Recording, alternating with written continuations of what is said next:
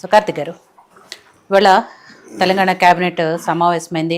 మంత్రులు, ముఖ్యమంత్రి గారు అందరూ కూడా ఆ క్యాబినెట్లో విస్తృతంగా చర్చిస్తున్నారు. చాలాసేపటి నుంచి కూడా క్యాబినెట్ మీటింగ్ జరుగుతూ ఉంది. కాబట్టి ఏ అంశాల మీద ప్రస్తావిస్తున్నారు, ఏ అంశాలు చర్చకు వస్తున్నాయి, ముఖ్యంగా బీసీలకు సంబంధించిన రిజర్వేషన్ల మీదే ఎక్కువగా చర్చకు వచ్చే అవకాశం ఉంది. కాబట్టి దాంట్లో ఎలాంటి నిర్ణయం తీసుకొని ఉంది అనేది, ఎందుకంటే హైకోర్టు ఇచ్చిన గడువు ఒకవైపు కంప్లీట్ అయిపోయింది, తొందరలోనే ఎన్నికలు జరపాల్సిన పరిస్థితి ఉంది. ఇంకోవైపు కేంద్రం నుంచి బీసీల రిజర్వేషన్ల దాంట్లో ఎలాంటి నిర్ణయం రాలేదు. ఇవన్నీ కూడా రాష్ట్ర ప్రభుత్వం చుట్టూ ఉన్నాయి. కాబట్టి ఏ నిర్ణయం తీసుకొని ఉంది అనేది అందరూ ఆసక్తిగా ఎదురు చూస్తున్నారు. సో ఏం జరుగుతుంది అనుకోవచ్చు లోపల? అయితే మేడం, ఈరోజు ఏదైతే బీ కోసం మాట్లాడుతున్నారో దానిపైన కాంగ్రెస్ పార్టీ చిత్తశుద్ధితో ఉంది. ఎందుకు అంటే నిజంగా బీసీలను ముందుకు తీసుకెళ్లాలన్నటువంటి అంశం కాంగ్రెస్ పార్టీతోనే ఉంది. ప్రతిపక్షాలు వీళ్ళందరూ ఏంది అంటే 10 సంవత్సరాల అధికారంలో ఉన్నటువంటి తెలుగు రాష్ట్ర సమితి బీఆర్ఎస్ పార్టీ వాళ్ళు 10 సంవత్సరాలు ఏం చేయలేదు. 11 సంవత్సరాలుగా కేంద్రంలో అధికారం ఉన్నటువంటి భారతీయ జనతా పార్టీ ఏమీ చేయలేదు.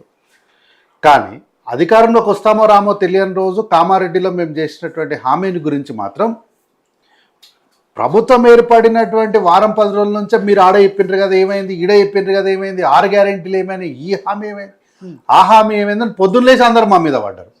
కానీ వీళ్ళందరూ చేస్తున్నటువంటి ఆరోపణలను, వీళ్ళందరూ విసిరేస్తున్న ప్రతి రాయిని కూడా తీసుకొని మేము దానికి ఒక ఫౌండేషన్ వేయాలని ప్రణాళిక రచించాం.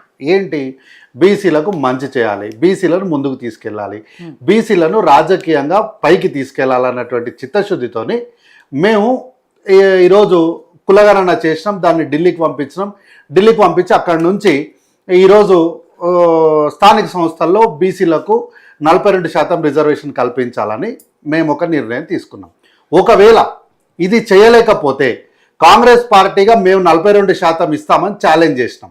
అట్లాగే అన్ని పార్టీలు కూడా 42% బీసీలకు టికెట్లు ఇవ్వాలని కూడా ఆల్టర్నేట్గా అంటే యాక్షన్ ప్లాన్ బిగా కూడా చట్టసభల్లో దీన్ని ప్రతిపాదనగా ముందుకు పెడితే దీనిపైన మాట్లాడాల్సినటువంటి వాళ్ళు, దీనిపైన చర్చ చేయాల్సినటువంటి వాళ్ళు ఆ దానిపైన చర్చ చేయకుండా మేము చర్చలో నుంచి వాకౌట్ చేస్తున్నామని చెప్పి చాలా బాధ్యతారహితంగా వాళ్ళు అసెంబ్లీలో నుంచి వెళ్ళిపోయారు. కల్వకుంట్ల తారక రామారావు వీళ్ళంతా. అయితే ఈరోజు తెలంగాణ రాష్ట్రంలో జరిగినటువంటి బీసీలకు సంబంధించినటువంటి కులగణనకు సంబంధించి పూర్తి విషయాలను కూడా దేశానికే తలమానికంగా దిక్సూచిగా మేము ఈరోజు ఇక్కడ నిర్ణయించినప్పుడు కాంగ్రెస్ పార్టీకి సంబంధించిన పార్లమెంటరీ పార్టీ సోనియా గాంధీ గారు రేవంత్ రెడ్డి గారిని అప్రిషియేట్ చేస్తూ చాలా బాగా చేశారు, దీన్ని ముందుకు తీసుకెళ్ళండి, ఇది దేశమంతా అమలు చేయాల్సిన అవసరం ఉందని వారు ఒక అప్రిసియేషన్ చేశారు.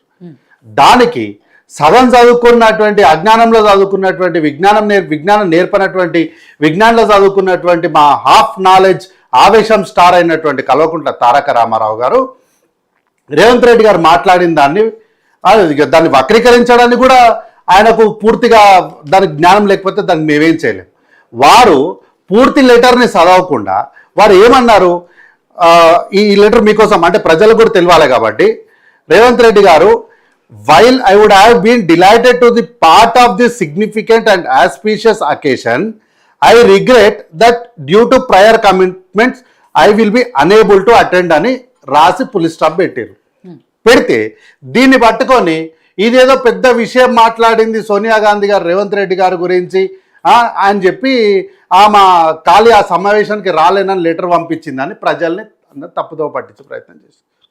దాని కింద కంటిన్యూషన్ కూడా చదివితే ఏం ఉంటుంది, పులి స్టాప్ పక్కన however I extend my warmest greetings and best wishes to you and all participants for a successful and memorable event అని రాసింది.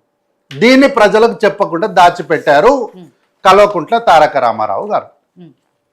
ఈరోజు క్యాబినెట్లో మేము బీసీలకు 42% టికెట్లు ఇవ్వడానికి ఉన్నటువంటి ప్రతి అంశాన్ని, అంటే ఎక్కడ ఏ చిన్న అంశం దొరికినా దాన్ని పట్టుకొనైనా సరే, ఏమంటారు, కుక్క తోకను పట్టుకొనైనా మనం గోదావరిని మొత్తం ఈదొచ్చు అనేటువంటి ఒక సామెత ఉంది మన దగ్గర.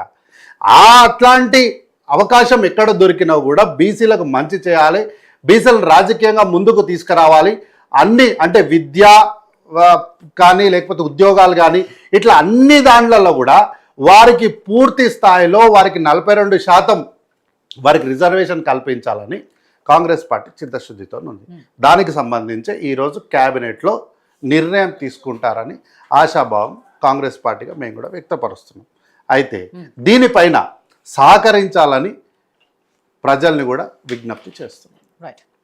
సో రామ్మూర్తి గారు, ఇక్కడ కాంగ్రెస్ పార్టీ చిత్తశుద్ధితో బీసీలకు సంబంధించిన డిక్లరేషన్ ఏదైతే ఇచ్చామో ఆ మాటకి కట్టుబడి కులగణన చేశాము. దానికి తగ్గట్టుగానే 42% రిజర్వేషన్ అసెంబ్లీలో ఆమోదించుకొని కేంద్రానికి పంపాము. కేంద్రం దగ్గర బిల్లు పెండింగ్ ఉంది కాబట్టి సరే వాళ్ళు ఏం డెసిషన్ తీసుకుంటారు.